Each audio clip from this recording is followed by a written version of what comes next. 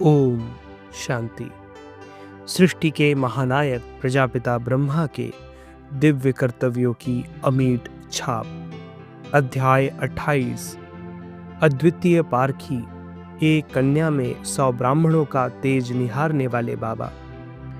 विशेष तौर पर मातृशक्ति तथा कन्याओं को ईश्वरीय ज्ञान से जगाने का महत्व बाबा सदा सामने रखते।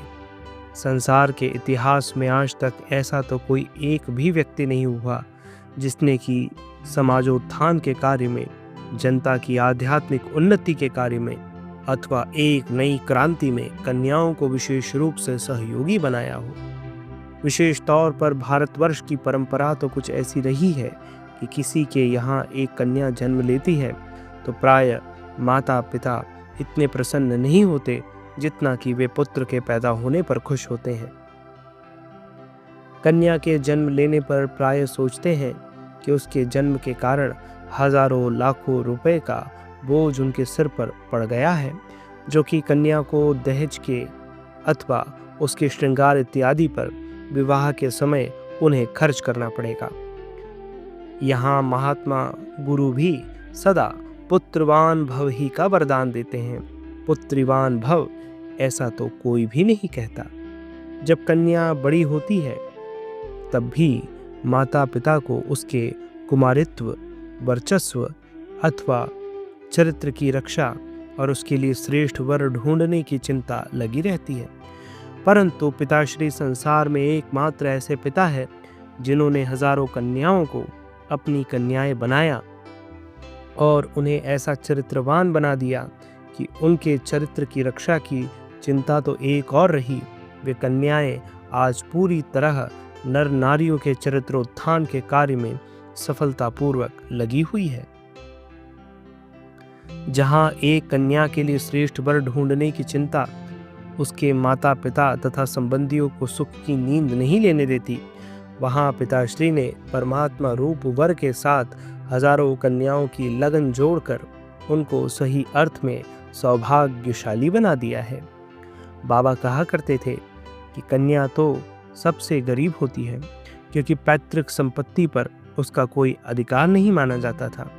वे कहते थे कि कन्या की तो पहले से ही संन्यास बुद्धि होती है क्योंकि उसके मन में ये भाव तो सदा बना ही रहता है कि आखिर मुझे इस घर से तो एक दिन जाना ही है, और उसमें नम्रता, सहनशीलता तथा संकोच इत्यादि भी होते ही हैं।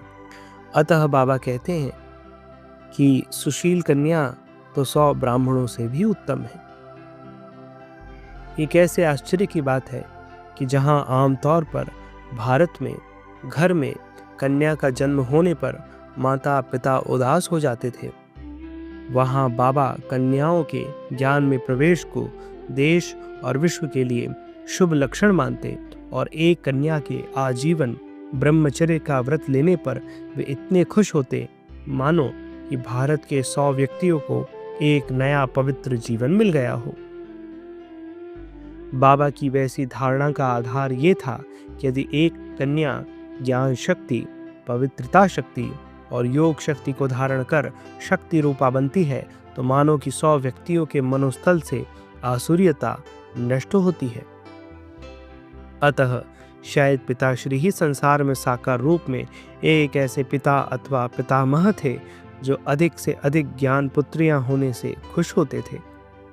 उनके लिए कन्या शब्द ही पवित्रता एवं शक्ति का पर्याय था।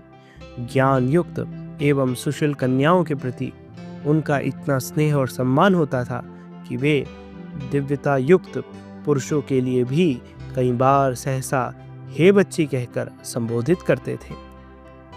ब्रह्मा कुमार जगदीश भाई, नवयुग निर्माता किताब से।